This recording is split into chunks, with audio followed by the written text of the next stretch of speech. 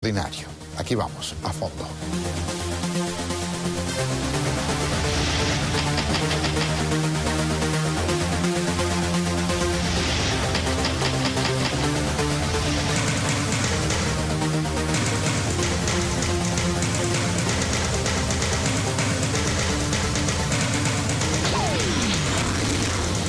Irán, un país donde se toman medidas que van contra todo lo que creemos es aceptable en términos de respetar derechos de mujeres, derechos religiosos.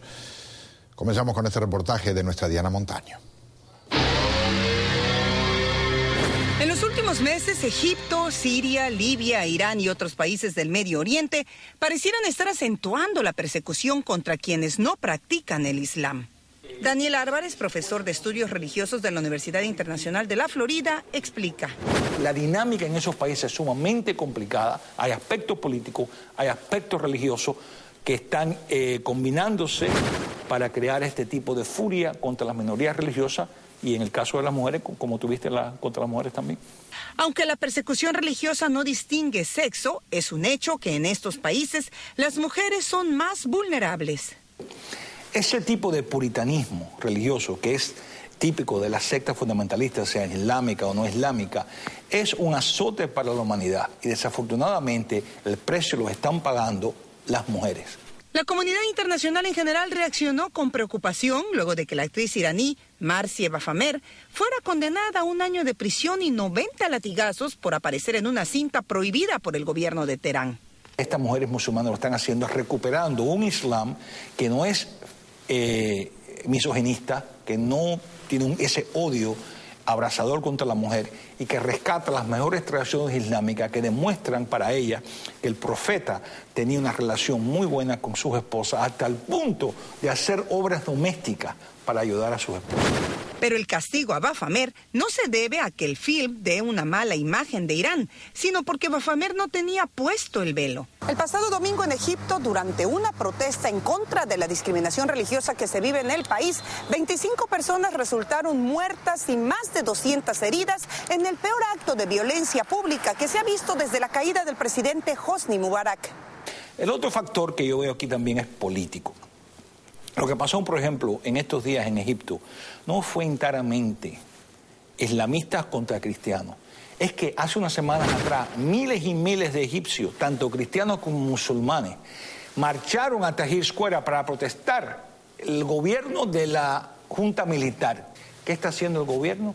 Quiere dividir esas facciones y crear odios sectarios entre los cristianos y entre los musulmanes. Gracias a Dios que se están despertando las voces de esas mujeres que se están dando cuenta que el Islam que sus padres y sus abuelos le vendieron no es necesariamente el Islam del profeta Mahoma.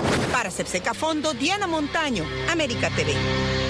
Les presento a mis invitados. Mercedes Becerra es activista defensora de los derechos de la mujer, presidenta de la Fundación Entre Nosotras. Bienvenida. Muchas gracias, Pedro. El abogado Wilfredo Homer Ruiz, integrante de la Asociación Musulmana Estadounidense, colaborador de América TV en innumerables polémicas. Y en este caso empiezo con usted. La abrumadora mayoría de los musulmanes detestan lo que está ocurriendo en lugares donde el extremismo le da una mala cara. Pero al mismo tiempo se puede hacer poco para evitarlo. Se está haciendo, Pedro, es que no se escucha, ¿verdad? La mujer está saliendo adelante. Mira esta mujer iraní como ahora está siendo castigada, pero ya trabajó en una película que se dio al aire, una película con alcance internacional. O sea que ya la mujer está... Pero es un precio muy caro. Está pagando el precio, pero están en la calle y están activas. Como dijo el profesor Álvarez en la introducción de nuestro segmento ahora, reclamando la verdadera cara del Islam, ¿verdad? El Islam donde la mujer tenía una participación en esferas del gobierno, donde las mujeres hoy en Arabia Saudita no la dejan manejar un vehículo, pero la esposa e hija del profeta Mohammed sí se subían a un camello e incluso dirigían batallas, ¿verdad? A ese extremo de liderazgo llegaba el rol de la mujer, ¿verdad? ¿Y por qué se desdibujó? Porque ha prevalecido lamentablemente el factor cultural de esos países árabes, donde la cultura tradicionalmente desde previo al advenimiento del profeta, de la revelación con el profeta Mohammed, era una cultura donde Pedro, enterraban las niñas por el hecho de ser niñas vivas al nacer. Ese era el patrón de discrimen al extremo que existía con la mujer en esas culturas, y no es fácil desprenderse de ellos. Y hemos visto que, como bien señala tu reportaje, el precio más caro del discrimen lo paga, la soga está rompiendo por el discrimen contra la mujer, no solo en esas culturas, aun cuando se quiere señalar algún patrón que no gusta a alguna cultura, como por ejemplo el hecho de ¿por qué se meten con la vestimenta de las mujeres musulmanas en Europa? ¿Por qué no con las vestimentas del hombre? ¿Por qué el espacio siempre, cuando se quiere ir contra alguna idea o el desarrollo, siempre se va contra la idea y contra las mujeres que la llevan, ¿verdad? ¿Qué piensa, Mercedes? Bueno, yo soy bien radical al decir que en realidad la cultura islámica, los radicales, los legalistas, como en todas las religiones, son unos grandes abusadores contra la mujer. Yo tengo en mi fundación, como consejera de familia que soy, y además yo tengo un máster en teología, es decir que yo he estudiado la Biblia, el Corán, las enseñanzas de todas las religiones que existen. A través de los años, de todas maneras, en la cultura musulmana, la mujer ha sido tratada como un second class citizen, como se diría, y a pesar de que sí es cierto lo que comenta él y se ha avanzado muchísimo, el precio que ha pagado la mujer que ha hecho la película y todo ha sido horrible. Yo tengo en mi fundación 2 mujeres que experimentaron el estar casadas con musulmanes y el abuso que sufrieron ha sido terrible. Ellas están en etapa de restauración, pero durante la época del cortejo, claro, hombres espectaculares, hombres como todo el agresor que en todas partes hay, pero sí la mujer no es considerada igual, y aún pienso que desde las épocas de la historia sagrada que estamos hablando porque los musulmanes y los cristianos siempre han tenido esa batalla. Acuérdese que todo viene desde la época de Abraham, que estaba esperando su famoso hijo de la promesa, que fue Isaac, pero tuvo relaciones con la esclava que se llamaba Agar, y de ahí vino Ismael, que fue el primer hijo.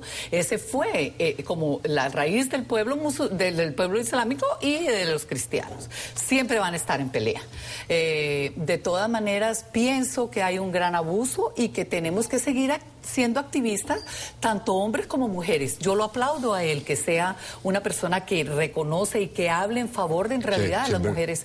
Es increíble lo que hace, que los hombres se involucren en esto, y lo felicito. Claro, y porque en realidad, si fueran en realidad legalistas del Islam, estarían dando el frente por los derechos de la mujer, porque eso es lo que provee.